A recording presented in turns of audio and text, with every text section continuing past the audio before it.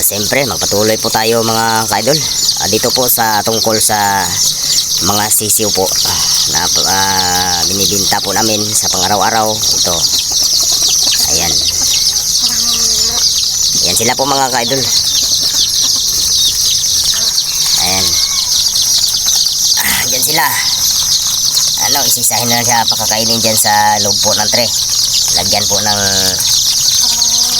pagkain dyan sa loob. Ayan po. Ayan. Ayan po. Ayan. Mga may halong iba't ibang kulay yung sisiw po natin. Ayan. Then, ang ibang kulay din niya, puros puti. May halo din niya yung kunti. Ayan mga ka-idol. At saka sa last po, nandyan. May kulay din. Kulay orange. Ayan. Maaga pa pong uwi ito kasi may ulan po kaninang tanghali. Ayan, nauwi agad. Mayroon to maulanan. Pag mabasa to, sigurado may mamamatay na sisiw. Ito lang naman yung yung Bisaya po ko Bisaya ang manok na pong naalaga ko. Ay, marami po sila ng manok na to na Bisaya. Native po na manok. Ayan sila. Marami po sila. Maawa ako magkatay kaya hinabayaan ko.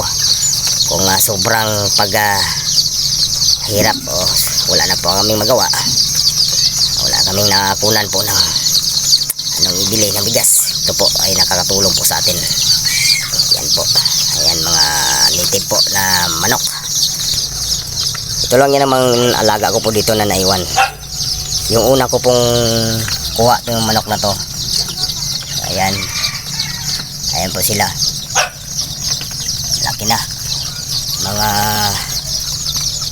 2 weeks o tatlong laki-laki na sila. 2 weeks at kalahati na po ito. Ayan po mga ka-idol.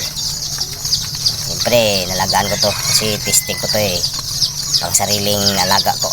Hindi ko po ito binibinta. Hindi ko ibininta ito. Sino magbili, hindi ko po pinabili. Ayan sila po.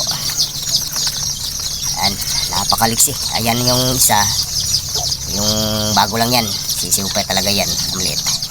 Sinali ko dyan, si kawawa. Ayan, sinali ko may mga bago dyan kasali. Ayan po. Ayan mga ka-idol, tuloy niya namang gamit po natin. Ito po, King's Vita Plus.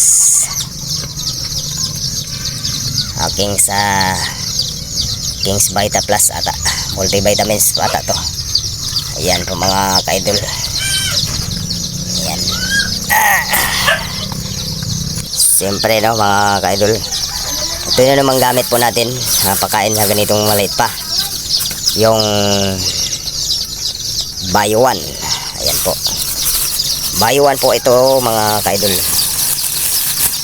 Tingnan natin, buksan po natin. Ito po yung napakain, Bio 1. Ayan, Page Bio 1. Pag malaki na siya, laki-laki na, ayan, Bio 2 na naman. Siyempre po mga ka-idol, ito nahirap ako, mag-isa lang ako kasi ako din ang naghawak po ng ayan, yung vitamins. Ayan, 13 mili. Ayan yung vitamins po natin.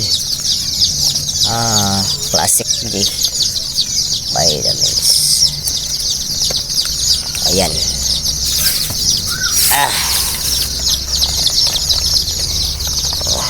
Lakas kumain po nila mga ka-idol. I-test natin na pakain. Ayan. Ayan, lagay lang po dito.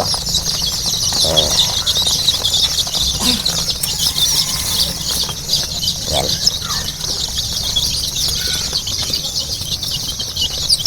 Ayan po sila.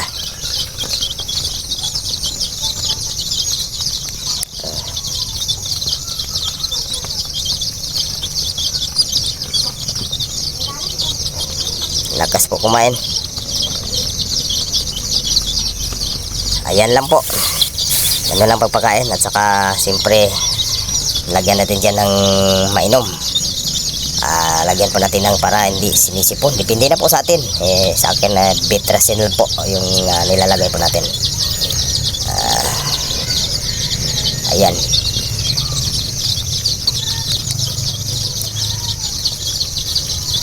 Kung ano pang gusto natin na vitamins para po sa kanila, yung sisiw pa, tanungin po natin ang nagbebenta po ng mga siyempre mga supplier, yung mga halimbawa dyan sa kay Kanoy Enterprises, dyan lahat, dyan ang magtanong tayo dyan anong ipakain, anong dapat vitamins po dito sa sisiw pa o hanggang sa paglaki ng mga manok po natin.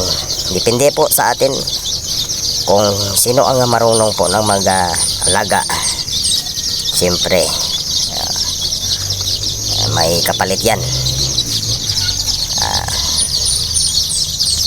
Pag hindi po tayo marunong mag-alaga, siyempre pag hindi po kahit native, pag hindi po natin alagaan, hayaan natin dyan. Iba pag yung native mag itlog o mayroon na silang sisiw, pag abutan sila po ng taga-sipon, halos walang naiwan po ng mga sisiw.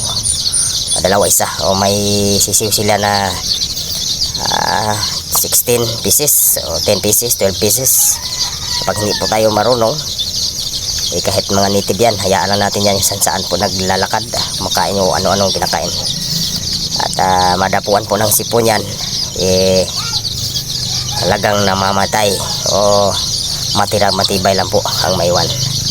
Yan, kaya kahit anong manok, talagang mag-focus tayo sa pag-alaga o pag-alagay po ng mga vitamins o protection upang hindi po madapuan ng mga matinding sakit po mga manok po natin. Ayan. Kasi ito sasabihin po natin kasi dyan po tayo. Ito magsasalita talaga ako. May iba dyan na nakabili nito na kahit anong klase po na manok. Basta hindi tayo magasunod ng procedure po ng paano po alagaan po ang ating kahit anong hayop, kahit anong animals, pag wala po tayong seminar dito. Ayan, talagang kalamaris po ang maresulta. Pero kung magtanong-tanong tayo o dyan sa mga nagsupply po ng mga gamot ng mga animals, yan po, magbasa-basa po tayo. Susundin po natin yung instruction po dyan kung paano alagaan ng manok, anong mga vitamins na kailangan nila, mga gamot na kailangan nila na upang hindi po ma-atake po ng mga matinding sakit na nakakamatay sa mga hayop po natin. Tulad na ganito na sisiw pa ay namamatay talaga pag kahit sipon lang. May iba dyan po kasi may makaramihan na ninira po sa lalo na sa ganitong klase na sisiw, ay lalong sinisiraan po nila na